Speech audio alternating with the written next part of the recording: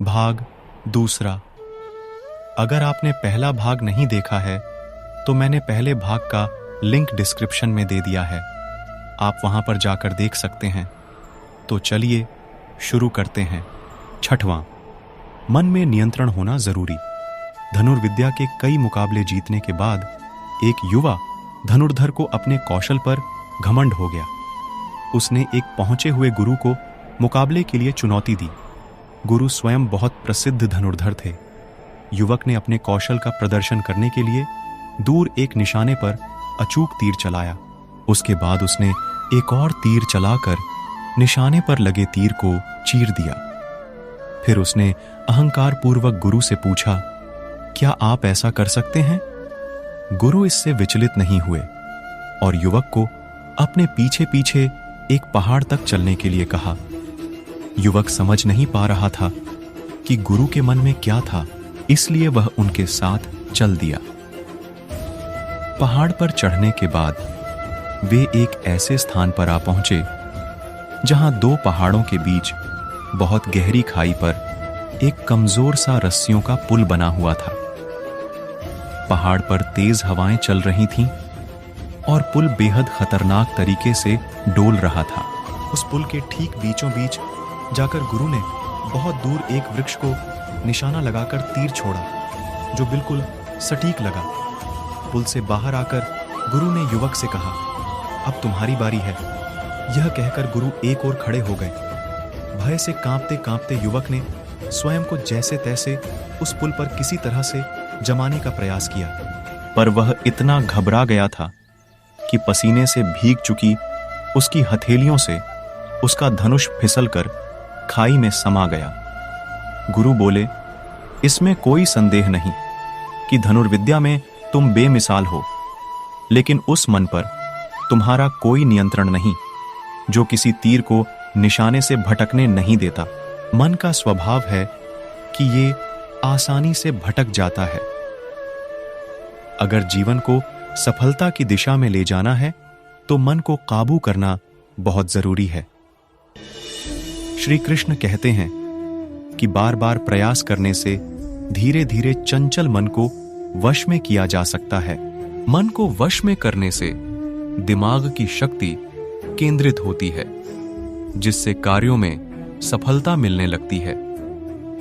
अगर मन को वश में नहीं करोगे तो ये आपका सबसे बड़ा शत्रु बन जाता है। सातवां, भगवानों में कोई छोटा बड़ा नहीं। इस संसार में ईश्वर कई रूपों में जाना जाता है। इनमें से कोई भी रूप बड़ा छोटा नहीं है। परमात्मा का हर रूप समान है। जैसे हर नदी अंत में सागर में जाकर मिलती है, वैसे ही हर धर्म, मत और संप्रदाय की धाराएं परमात्मा रूपी समुद्र में समा जाती हैं। यह संसार परमपिता का ही स्वरूप है, वो हर कण में विद्यमान है। आठवां, अपने कर्तव्य का पालन करना।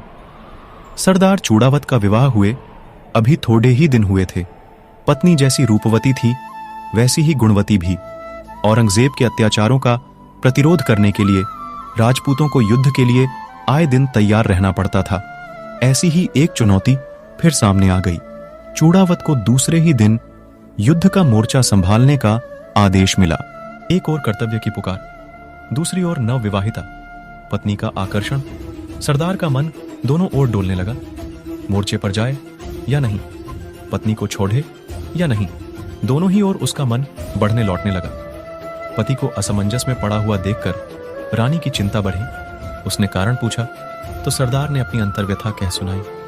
रानी गंभीर हो गई। उसने सोचा, मेरा आकर्षण यदि पति को कर्तव्यपथ से विचलित करने वाला बनता है तो मेरा न रहना ही देश धर्म के हित में होगा। मुझे अपना बलिदान करके पतिदेव की द्विविधा मिटानी चाहिए, ताकि वे एकाग्र चित्त से कर्तव्य पालन कर सकें। एक हाथ में तलवार और दूसरे से बाल पकड़े। रानी ने पूरे बल से वार किया और सिर कटकर चूड़ावत की गोद में जा गिरा। कर्तव्य पथ से विचलित न होने देने के लिए जहां नारियों में इतना आत्मबल भरा पड़ा हो, वहां नर के लिए कायरता अपनाना संभव नहीं हो सकता। चूड़ावत ने घोड़ा युद्ध क्षेत्र की ओर बढ़ाया और बिजली की तरह शत्रु दल पर टूट पड़ा। भगवान श्री कृष्ण उपदेश देते हैं कि हर व्यक्ति को अपने कर्तव्य का पालन करना चाहिए। यही धर्म है। अगर अपने कर्तव्य का पालन नहीं किया जाता है तो मन में अशांति और दुख प्राप्त होता है।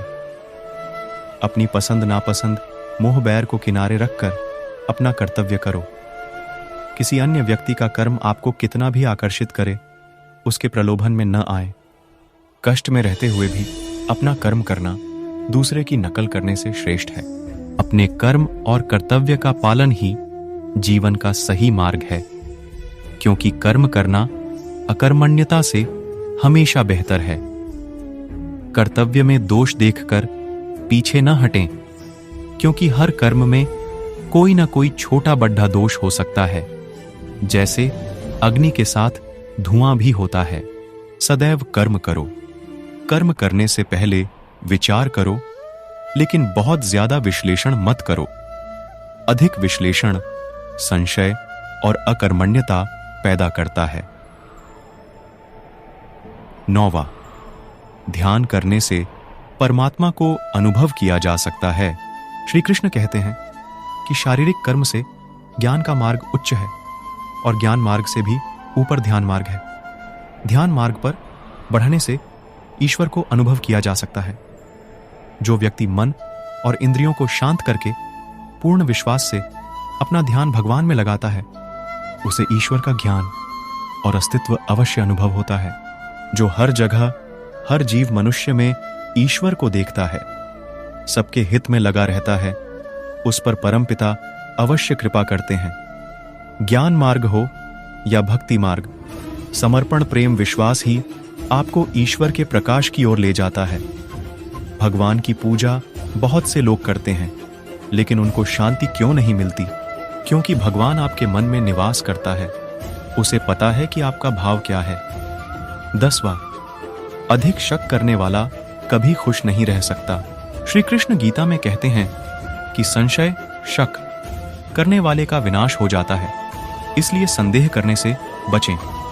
अधिक संदेह करने से मन की शांति भंग हो जाती और व्यक्ति भ्रमित होकर अपने संबंधों को नष्ट कर डालता है। जिसे शक करने की आदत पड़ जाती है, उसे इस लोक या परलोक में भी शांति नहीं मिलती। सत्य की खोज ठीक है, लेकिन बिना सच जाने कल्पनावश होकर संदेह करने का अंत दुख क्लेश पश्चाताप के रूप में होता है। 11वां, अति करने से बचें। जीवन में संतुलन बहुत जरूरी है। किसी भी चीज की अति करना अच्छा नहीं है।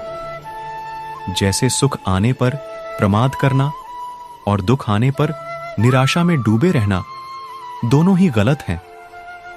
असंतुलन जीवन की गति और दिशा को बाधित करता है, जिससे अनावश्यक कष्ट और दुखों का जन्म होता है। जिसके मन, विचार और कर्म में संतुलन है, उसे ज्ञान मिल जाता है और ज्ञान से ही सदा के लिए शांति, संतुष्टि मिलती है। 12वां, सही कर्म से ज्ञान और मुक्ति संभव है। गीता के उपदेशों में कर्मयोग का सिद्धांत कहता है कि संसार से विरक्त होना ही मुक्ति का उपाय नहीं है। संसार में रहकर एक गृहस्थ अपने कर्मों का पालन करते हुए कर्मफल से विरक्त होकर मुक्ति प्राप्त कर सकता है। सही विचार और उचित कर्म भी आसक्ति को खत्म करने में सक्षम है। अच्छे कर्म कभी व्यर्थ नहीं जाते, चाहे ये दुनिया हो या परलोक। 13वां, ज्ञान और कर्म एक हैं। एक अज्ञानी कर्म और ज्ञान को अलग अलग समझता है, लेकिन एक ज्ञानी जानता है कि दोनों एक ही हैं। लोग ज्ञान की बातें तो करते हैं, लेकिन उसका पालन नहीं करते। बिना पालन किए ज्ञान कोरा रह जाता है, ज्ञान का अनुभव नहीं होता। गीता कहती है कि ज्ञान पढ़ने की नहीं, बल्कि अनुभव करने की वस्तु है, और अनुभव बिना कर्म किए नहीं मिलता। 14, इच्छा दुखों का मूल है। इस संसार में जितनी भी चीजें सांसारिक सुख की श्रेणी में आती हैं, उनकी एक शुरुआत और अंत जरूर होता है। इन सांसारिक सुखों का अंत दुख, कष्ट और दुर्गति के रूप में होता है। इच्छाओं का अंत नहीं है। एक पूरी होती है तो दूसरी नई इच्छा आ जाती है। हर इच्छा से प्रेरित होकर कर्म करना गलत है, क्योंकि ऐसे तो अनुचित कार्य भी होंगे। इच्छाओं से विचलित न हो, उन्हें एक विरक्त दर्शक बनकर देखो और वे चली जाएंगी। 15 भगवान ही सबसे बड़ा सहारा है। परमपिता ही एकमात्र हमारे आधार है और अपने हैं। इस संसार में कोई भी अकेला नहीं है। ईश्वर में विश्वास रखते हुए जो मनुष्य कर्म पथ पर बढ़ता जाता है वो सदा शांति, सुख और मुक्ति पाता है। भूत और भविष्य की चिंता करना व्यर्थ है। वर्तमान ही सत्य है। जो भी पूर्ण समर्पण से ईश्वर की शरण में आता है, परमात्मा उसका कल्याण अवश्य करते हैं।